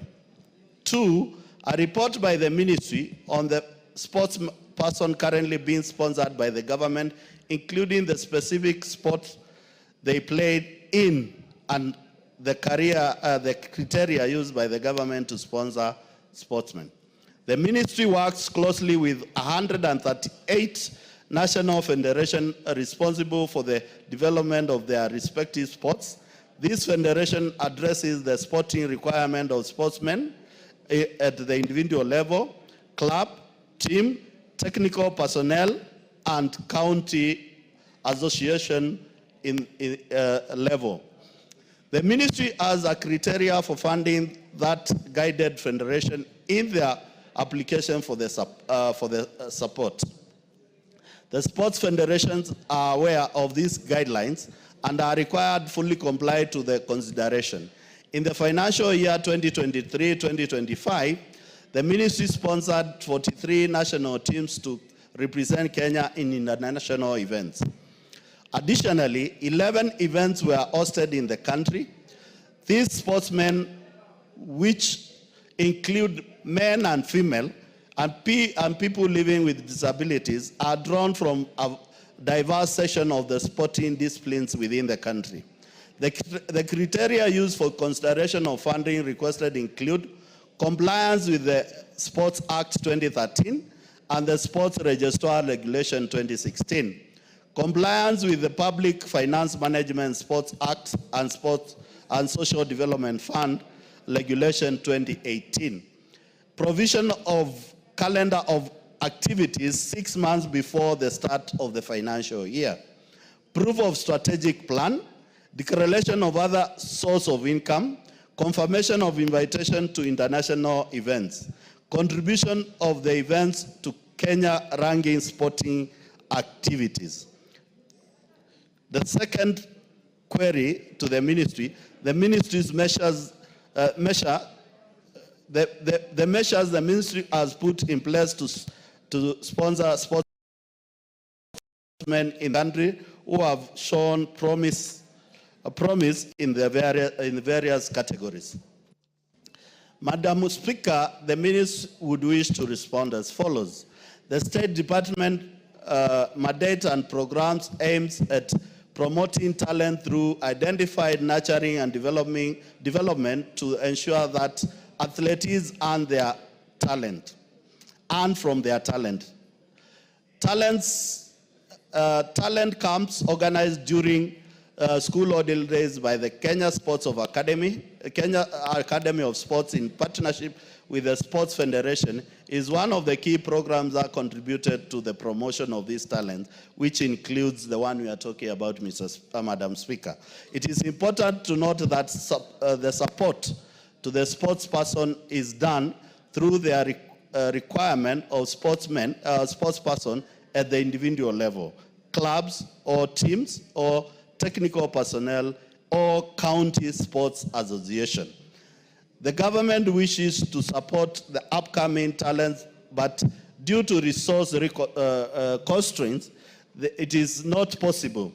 The ministry encouraged the leadership of Sports Federation to encourage corporates and other partners to support promising talents like Michael. In conclusion, the ministry in partnership with the Kenya Golf Federation is committed to support the hosting of tournament and the national golf team to nurture and develop the tournament talent, to develop the golf talent, to only nurture and develop the talents, but also to accord opportunities for the golfers to earn from their talent. Thank you, Madam Speaker. Signed as a response by Honorable Sam Vuria, Cabinet Secretary Sports. Honorable Member for Kiambu. Thank you, Madam Speaker. I've heard the response from the Honorable Member representing the Chairman of Sports. Now, according to Michael Karanga says that all the sponsorship or any benefit that he has gotten has been from well-wishers, and that the government has not helped him in any way. And if so, if the government claims to be sponsoring him in any way, if the government or if we can get some vouchers or receipts to show the same, because he believes that he has been overlooked as a great talent in this country. Number two, Madam Speaker, Michael Karanga says that whenever he's going out, him and his members of golf fraternity, they are welcome by the Minister for Sports and given the national flag, and they go out of the country, and when they return, there is nobody to welcome them back and receive the flag.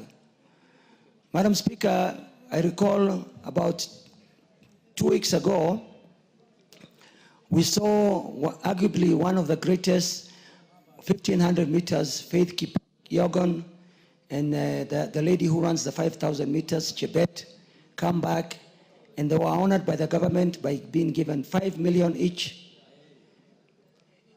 So Michael Karanga thinks that he has earned this kind of, he's a champion in this country. And he thinks that he should also be accorded benefits because he has greatly honored this country, Madam Speaker. So I'm not satisfied with the response that I've gotten from the chairperson of sports, and I would want a further review. I submit, Madam Speaker. I think because there seem to be a disconnect between what has been given as the response of the Minister for Sports and what the Member of Parliament representing the athlete has said, then maybe it's better that this goes back to the committee so that you can have an audience. The sportsman can have an audience with the committee in the presence of somebody from the Ministry of Sports so that you can resolve it. But I do know that it was in the order paper a few days ago where there is to be a policy, and I think Parliament, the House is deliberating that, to ensure that there is a methodology or a criteria and various amounts to be given to athletes depending on their performance when they represent the country. So I think that can be a larger issue to be discussed for all types of sports persons, so that there is not that one type of sports is favored over another. I know that there's also challenges of some being paid more than others, but if we deal sports person by sports person, we'll not be solving the global problem. We'll be dealing with it as a case-by-case basis. So I think we can get to conclusion with it that way. Honorable Irene Mayaka, I know we support the girls' rugby team together. Thank you, Honorable Speaker. And Honorable Speaker, not to preempt debate on the motion that you're talking about that is due to come for debate here on supporting of talent.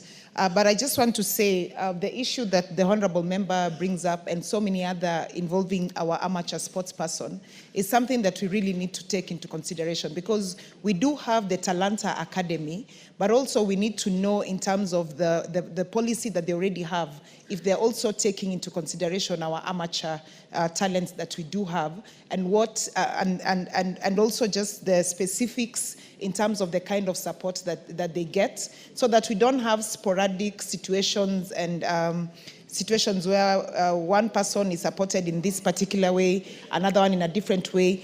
We ought to have a proper structure of how we manage our amateur sports persons. Thank you. The representative of the chairperson, Honorable Mule, just make sure that the chairperson actions that, so that you actually convene a committee meeting to look at it globally. Do you have anything else to comment or assurance? Thank you, Madam Speaker. As a committee, we are glad we are guided, and I want to the next meeting we invite the honourable member representing the sportsman. But I want to assure you, Madam Speaker, as a committee, we are aware of those disparities, and we are working with the ministry and the different departments and federation to make sure that at least this country, we get a clear, harmonized way of remunerating all our sportsmen, not only in golf, in athletes, in sport, in football, and all the other fields, Madam Speaker. And I want to give the honourable member the commitment.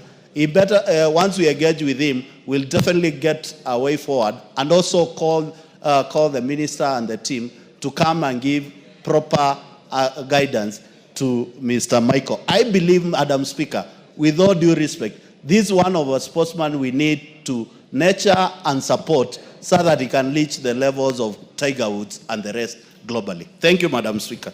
Thank you, honourable members. We can now go to the statement as requested by Honourable Amina Munyanzi, MP for Malindi. Is she here? It was supposed to be responded to by the Transport and Infrastructure Chairperson, but if the owner of the statement is not here, then we shall pass. So that takes us to the, I think with the permission of the Speaker, Honourable Sirma, your statement will be answered to. Yes. Thank you, Madam Speaker. I wish to apologize for having come late before when I was called. You had requested a statement, isn't it? I'm requesting a statement. Oh, you're requesting a statement. I'm requesting a statement. Okay. Honorable Speaker, pursuant to the provisions of Standing Order 44.2c, I wish to request for a statement from the chairperson of the Departmental Committee on Trade, industry, and cooperatives regarding the participation of Kenyan exhibitors in Expo 2025 in Osaka, Japan. Honorable Speaker, the Osaka Expo 2025 is a collaborated event between the Japanese national government, various countries including Kenya, and business from both the domestic and international private sectors. Noting that the Expo provides a unique platform to Kenya to showcase its export products, the Kenyan Export Promotion and Branding Agency, KEPROBA, selected 19 Kenyan companies to participate in promotional activities during the Expo. The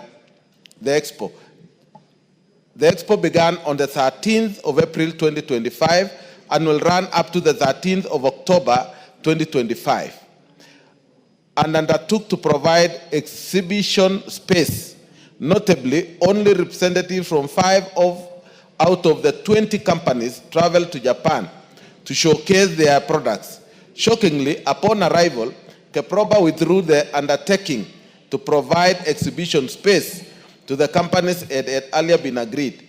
This decision has negatively affected the Kenyan companies who had traveled with their products and not addressed stands to affect the export business due to the cost incurred as a result. Honorable Speaker, it is against this background that I request for a statement from the chairperson of the Departmental Committee on Trade, Industry and Cooperatives on the following. 1. Reasons why the Kenya Export Promotion and Branding Agency rescinded its undertaking to provide exhibition space to Kenyan companies to showcase their products at the Osaka Expo 2025. 2. Immediate measures being taken in place to ensure the Kenyan companies in Japan showcase their products during the ongoing Osaka Expo 25. And 3. Long-term plans being put in place to enhance promotion of Kenyan products internationally. I thank you, Honorable Speaker. Very well. Chair, Trade and Industries in the House.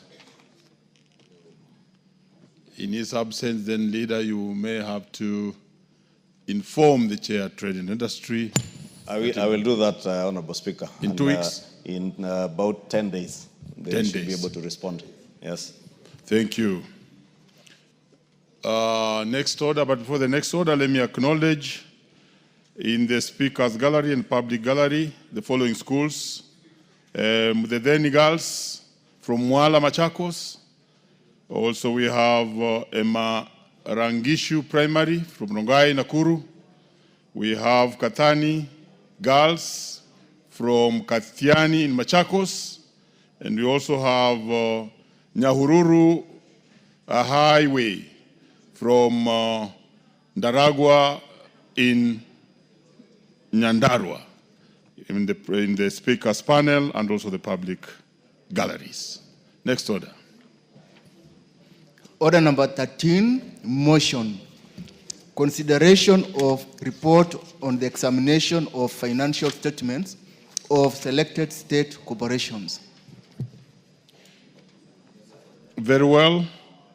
The honorable member who was in charge of this particular one has recused himself.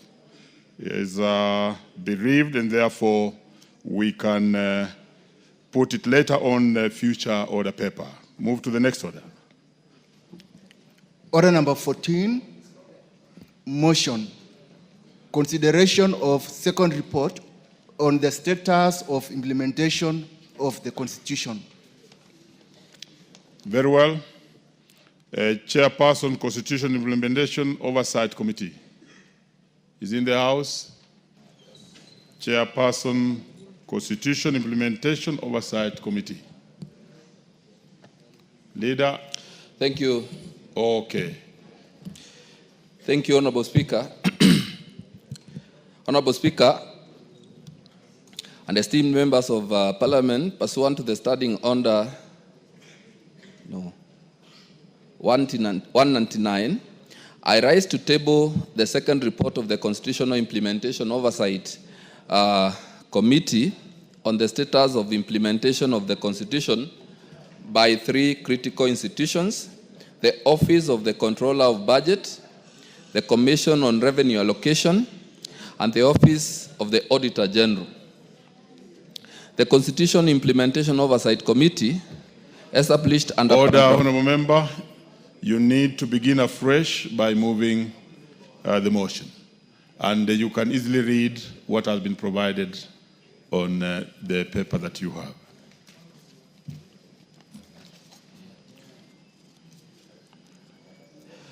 Honourable Speaker, I wish to move the following motion: that this House adopts the second report of the Constitutional Implementation Oversight Committee laid on the table of the House on the Tuesday, 24th June 2025, on the status of the implementation of the Constitution by 1. The Office of the Controller of Budget, 2. The Commission on Revenue Allocation, and 3. The Office of the Auditor General. Honourable Speaker, and the esteemed members of Parliament, pursuant to the Standing Order 199, I raised to table the second report of the Constitutional Implementation Oversight Committee on the status of the implementation of the Constitution by the three critical institutions, that is, the Office of the Controller of Budget, the Commission on Revenue Allocation, and the Office of the Auditor General. The Constitutional Implementation Oversight Committee, established under paragraph 4 of the 6th schedule of the Constitution, bears the solemn responsibility of overseeing the constitutional implementation. These reports represent our committee's assessment of how these vital institutions are discharging their constitutional mandates and the impediments they face. Honourable Speaker, our engagements have revealed a troubling paradox at the heart of Kenya's governance system. While we have established a world-class constitutional institutions with clear mandates to safeguard public resources and ensure accountability, we have systematically undermined their capacity to deliver on these mandates. The evidence before us paints a picture of institutions struggling to fulfill their constitutional roles, not due to lack of competence or commitment, but due to deliberate structural impediments that render them ineffective. The chronic underfunding of these institutions represents perhaps the most insidious threat to constitutional governance. When the Office of the Auditor General receives a merely 0.2% of the national budget, despite being tasked with auditing 100% of the public funds, we create a system designed for failure. This is not an oversight or budgetary constraint. It is a deliberate weakening of oversight mechanisms that should concern every Kenyan who believes in accountable governance. International best practices recommend at least 0.5% of national revenue for supreme audit institutions. Yet we consistently fall short of this standard while expecting these institutions to deliver miracles with inadequate resources. Equally concerning is the absence of enforcement mechanisms that reduce our oversight institutions to mere commentators rather than guardians of public resources. The Controller of Budget can raise objections to irregular expenditures. The Commission on Revenue Allocation can recommend fiscal responsibility measures, and the Auditor General can flag financial improprieties, but none of these institutions possess the legal authority to compel compliance. This creates a culture where recommendations are ignored, violations go unpunished, and public resources continue to be mismanaged with impunity.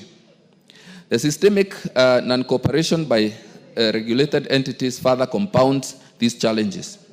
When the county governments deliberately operate unauthorized bank accounts, failure to submit mandatory fiscal reports, or ignore oversight recommendations, they are not merely flouting administrative requirements, they are undermining the constitutional architecture of accountability. The fact that only 24 out of 47 counties submitted their county fiscal strategy papers to the Commission on Revenue Allocation, despite clear legal requirements, demonstrates a concerning disregard for constitutional obligations. Honorable Speaker, the consequences of these structural weaknesses extend far beyond administrative inefficiencies. We are witnessing a pending bills crisis worth about 538 billion nationally. Chronic revenue overestimation leading to unsustainable expenditure commitments and wasteful spending patterns that prioritize luxury over essential services. Counties spend hundreds of millions on foreign travel and unnecessary renovations, while medical suppliers and other critical service providers remain unpaid. This is not fiscal management. It is a breakdown of accountability systems that our Constitution established to prevent such excesses. The expansion of audit scope by 917% over 8 years, while resources remain constrained, creates impossible expectations for oversight institutions. We cannot expect the Office of the Auditor General to audit over 12,700 entities effectively, while operating with resources meant for a fraction of that mandate. Similarly, we cannot expect the Commission on Revenue Allocation to ensure equitable development across 47 counties while lacking the authority to enforce fiscal responsibility measures. Perhaps most troubling is Parliament's own neglect of its oversight responsibilities. Despite receiving over 50 performance audit reports from the Auditor General, this House has debated only 2. We cannot demand accountability from other institutions while failing to fulfill our own constitutional mandate to review and act upon audit findings. Honorable Speaker, constitutional implementation requires more than good intentions. It demands structural reforms that empower oversight institutions to fulfill their mandates effectively. The committee's recommendations represent urgent legislative imperatives that this House cannot afford to ignore. We must amend the Controller of Budget Act to grant enforcement powers to remove artificial restrictions on economic reporting. The integration of payment systems between the Controller of Budget and the Central Bank of Kenya would create an end-to-end oversight from budget approval to actual budget expenditure, closing current loopholes that enable financial irregularities, bringing special funds and levies, including the housing levy that collects about 63 billion annually, and a proper oversight mechanisms would eliminate the accountability gaps that undermine public confidence in fiscal management. We must also strengthen the Commission on Revenue Allocation Act to include meaningful penalties for non-compliance by the county governments. Constitutional obligations cannot remain optional. They must be enforceable with clear consequences for violations. Honorable Speaker, this House bears primary responsibility for the success or failure of constitutional implementation. Every budget cycle where we underfund oversight institutions while expecting them to safeguard public resources represents a failure of our constitutional duty. Every session where audit reports gather dust without debate undermines the accountability mechanisms that protect public resources. The choice before us is clear, Honorable Speaker. We can either strengthen our institutions through adequate funding and enhance legal authority, or we can continue the current trajectory towards weakened oversight and increased fiscal impunity. The cost of inaction is measured not only in misallocated resources, but in eroded public trust in constitutional governance itself. Honorable Speaker, the Constitutional Implementation Oversight Committee will continue its vigilant oversight of constitutional implementation. However, oversight without power to enforce accountability is mere performance theater.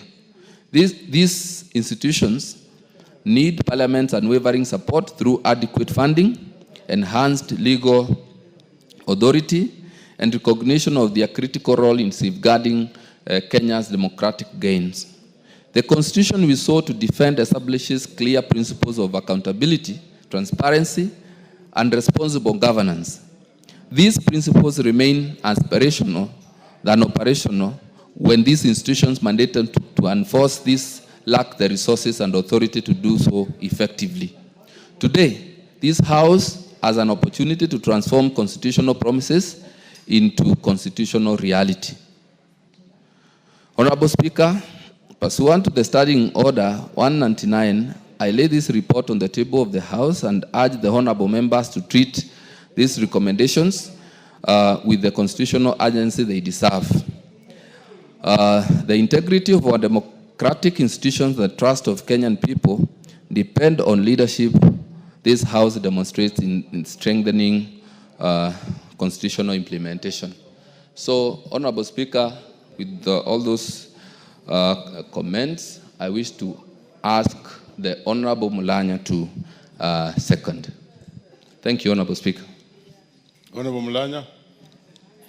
Thank you, Honorable Speaker, for giving me the opportunity to second on this particular report.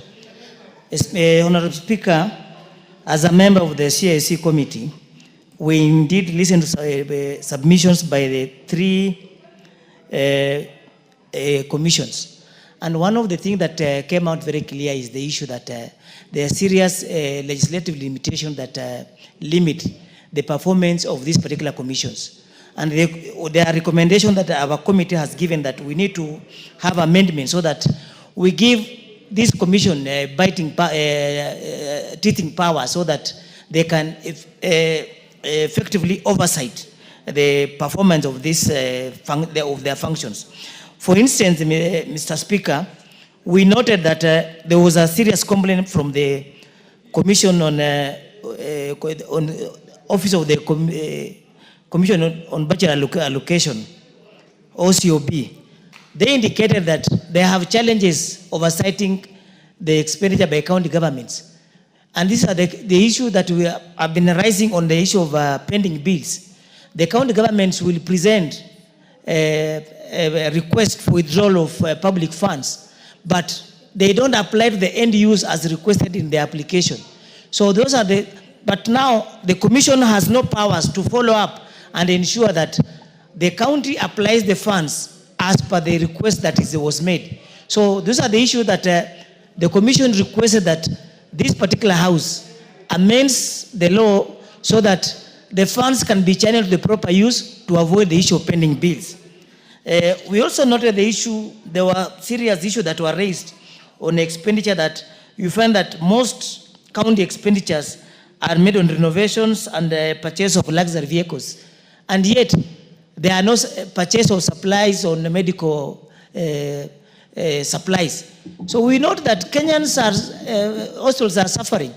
And yet, there is a serious wastage. When the people say that the government has no money, but the money that is available is not put to proper use. These offices were put in place, in particular the OCOB. Initially, the functions were being performed by the Office of the Auditor General. But the drafters of the 2020 Constitution deemed it fit to separate these functions so that we can have proper oversight of these public funds. So, Mr. Speaker, for us to properly oversight these commissions and also give them powers to perform their duties, I propose that we fully adopt this report and ensure that we have proper legislation in place so that the commissions are given the powers and also enough allocation to meet their budgetary needs. Thank you, Mr. Speaker. I support them. You second. Give him the mic, he seconds. I second, Mr. Speaker. Thank you. Order, honorable members. Order, honorable members. I now propose the question that this House adopts the second report of the Constitutional Implementation Oversight Committee laid on the table of the House on Tuesday, 24th June 2025, on the status of implementation of the Constitution by 1, the Office of the Controller of Budget, 2, the Commission on Revenue Allocation, and 3, the Office of the Auditor General. So who takes the first bite here? Honorable James Jika. Thank you, Mr. Speaker, for giving me this opportunity. Mr. Speaker, I rise to support this report. Mr. Speaker, I just want to make a comment. I've noticed it on many, many occasions. We have extremely important reports come to this House. And many times when we are debating them, we are so few that you wonder whether we actually do them justice. If you don't, this one is obvious as we are now. But I also saw when you had a report which was indicating the employment opportunities in various parastatals. Again, that was an extremely important report. Again, when we were discussing it, it was the same thing. So having said that, Mr. Speaker, I support this. This report is extremely important. It's looking at 3 very important institutions of financial management in the country. It is looking at the Office of the Auditor General, Commission of Revenue Allocation, and the Office of the Budget Controller. Mr. Speaker, that is all the government oversight machineries that we have, really. Not just machineries, but even the allocation of funds. So if we find, as this committee finds, that actually they have structural impediments that is actually stopping them from achieving what the Constitution intended them to achieve, how do we expect that we will find funds that will go to serve our people? In all the 3 important institutions, the issues that have come out is, 1 is underfunding. That has come across. 2, no enforcement mechanisms. Even if you take those 2, then what does the Auditor General do if they find that there's a problem? There's nothing they can do. 2, they are underfunded, so they don't have the capacity to do what they're supposed to do. The same for Commission of Revenue Allocation. The same for the Office of the Auditor General. Now, they have gone ahead and given examples. For example, the county governments, in the issue to give examples of the effect of lack of enforcement mechanism, that the biggest culprit in the county governments, there is wasteful spending. They have indicated that. The Auditor General will notice that, but that is as far as they can go. Then it is expected that a report to Parliament and Parliament will act. Then they go ahead and say that there is undue delay in handling these audited reports. So basically nothing happens. And if we go particularly in undue delay in Parliament, that grossly affects the funds that go to the county, because by law, we actually allocate at least 15% of the last audited accounts. If you are audited accounts that the audited accounts were done 5 years behind, and that is what you are using to allocate the money, which is far, far different from the revenue that is going expected that year. Again, there isn't much we are actually doing. They have indicated that there are misallocations. For example, they said you can find that there are purchase of luxury vehicles. You find that there are innovations. And yet, essential services like medical supplies are not purchased. We read it like that, and it is ended. And when we're discussing this, Mr. Speaker, we are so few, and there isn't much that will go. So we actually shoot ourselves in the foot. So, Mr. Speaker, I can see my time is up, but I think this report is so important, and I support this, and I will call upon the Committee on Implementation to actually take this report, look at what has been recommended, and actually make sure that some action is taken. I commend the chair for bringing this. Very well. Before we get to the next speaker, let me acknowledge in the presence of the speakers gallery, Seke Nani Primary School from Narok West constituency, and county is Narok. Also, we have Turiri Primary School from Mara constituency, Tharaka Nithi County. We equally have Olki Lene Second School from Narok South constituency, Narok County. Indeed, Chematia, are you speaking on this?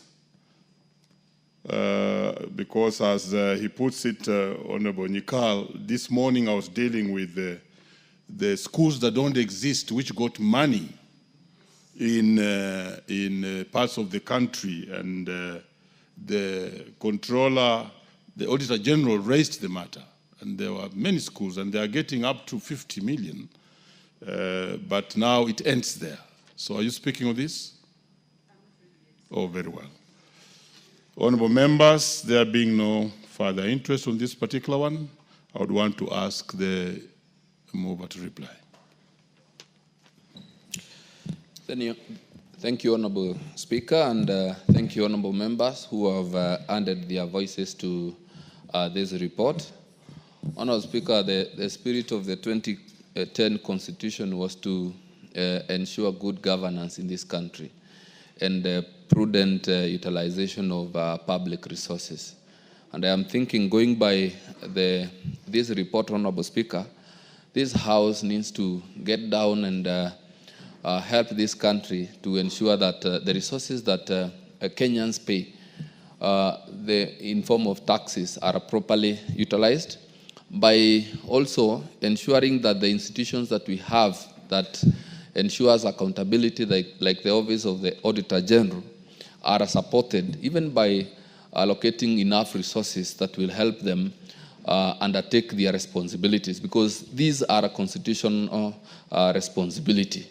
The idea of giving these institutions more power to ensure compliance is also something that came out very clearly, Honorable Speaker.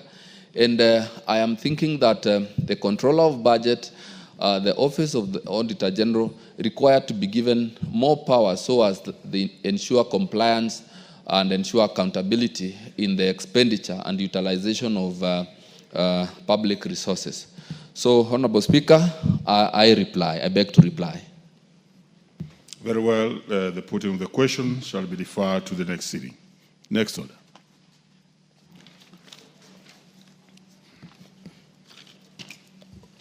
Order number 15, motion. Consideration of sixth report on the financial statements for the NGCDF accounts for 3 constituencies. The chairperson, Decentralized Funds Accounts Committee. I saw him in the House. You are very well.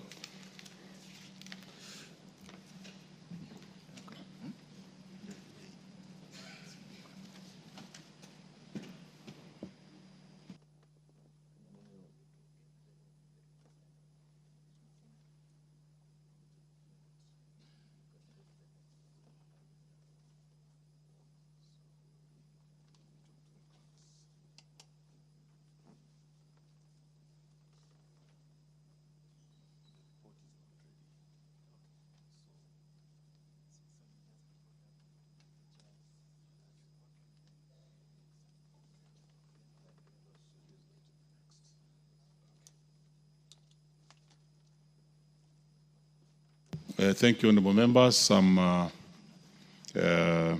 properly and reliably informed that the report on the same is not yet ready and it's not with the chair, and therefore the same shall be deferred to the next sitting. Honorable members, we may be up standing.